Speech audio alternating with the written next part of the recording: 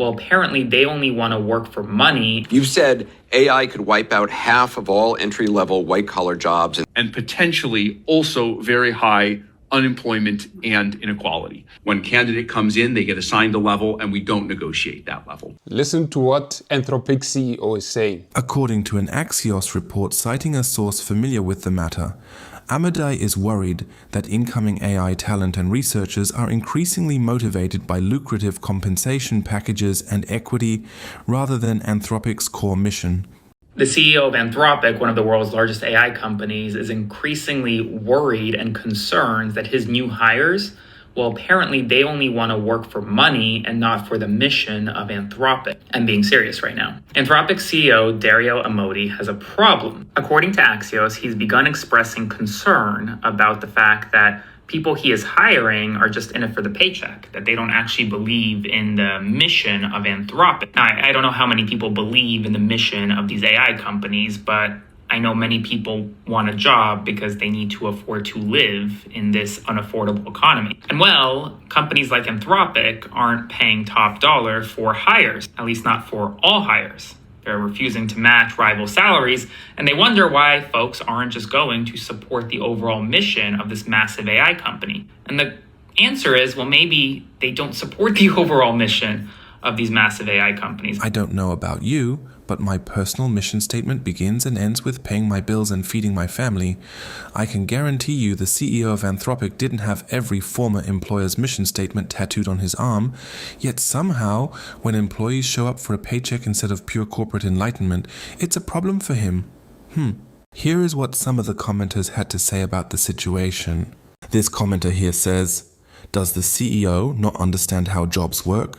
The second comment says, "And CEOs only care about profits and shareholder value, not employees or service." And this comment says, "Yeah, the mission isn't paying my bills."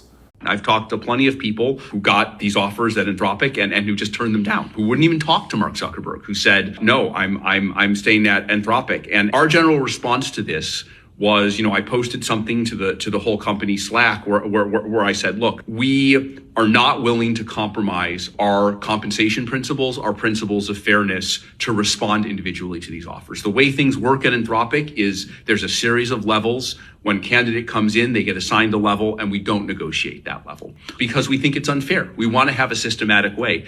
If Mark Zuckerberg, throws a dart at a dartboard and hits your name, that doesn't mean that you should be paid 10 times more than the guy next to you who's just as skilled, who's just as talented.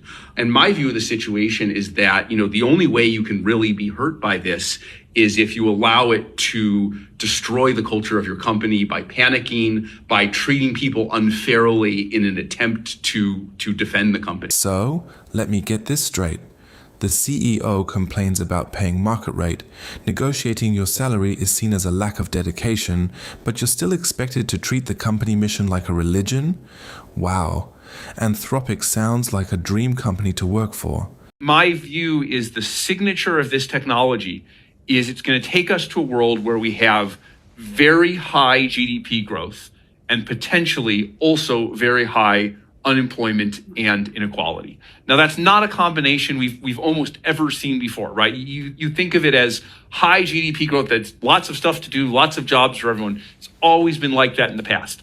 We've never had a technology that's this disruptive. So the idea that we could have 5 or 10% GDP growth, but also, 10% unemployment, it's not logically inconsistent at all. It's just never happened that way before. And I'm really quite, for those both reasons, excited and worried. This is what I call the AI billionaires paradox. The very same people raising billions to scale AI as fast as possible are the exact same executives giving speeches about the job losses and economic collapse their technology might cause. So if AI creates sky-high GDP while leaving everyone unemployed, who's actually buying all these automated products and services? Are we expecting robots to start shopping and doing weekly grocery runs? And this commenter had this to say about the situation. A little history is in order. High inequality means unstable society. Half wealthy and half unemployed, poor will collapse. See history.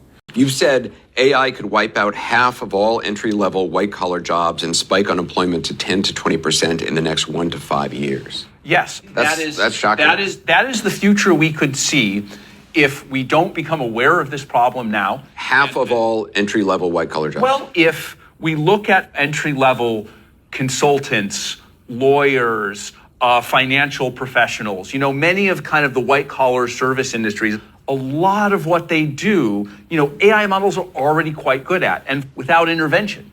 It's hard to imagine that there won't be some significant job impact there.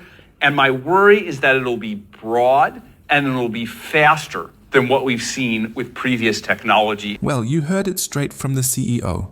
Artificial intelligence could eliminate up to 50% of all entry-level white-collar jobs within 1 to 5 years, potentially pushing national unemployment up to 20%.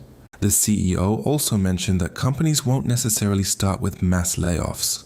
Instead, CEOs will quietly stop hiring graduates and entry-level talent as AI agents take over that work cheaper and faster. And here is what this commenter had to say about this situation, and how is the next generation supposed to earn experience if they can't get an entry-level job? It will snowball. Nobody has voted on this. I mean, nobody has gotten together and said, yeah, we want this massive societal change. I couldn't agree with this more. And I think I'm deeply uncomfortable with these decisions being made by a few companies, by a few people. Like, who elected you and Sam Altman? No one, honestly, no one. And this is one reason why I've always advocated for responsible and thoughtful regulation of the technology.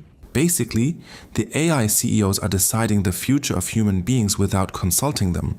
The trajectory, speed, and economic deployment of artificial intelligence are currently driven by a small group of tech CEOs, board members, and investors. While governments and international bodies are attempting to build guardrails, the fundamental decisions like what gets built, when it's released, and which jobs get automated are being made inside corporate boardrooms without any public vote or democratic consultation. Critics argue that decisions that could reshape the global labor market, education, and privacy are treated like standard commercial product updates. Citizens are treated purely as consumers, rather than stakeholders who get a vote on how tech alters their society. And that competition between labs like OpenAI, Anthropic, Google, and Meta creates a race dynamic where fast release takes priority. Democratic legislation moves far too slowly to set rules before models are already out in the wild.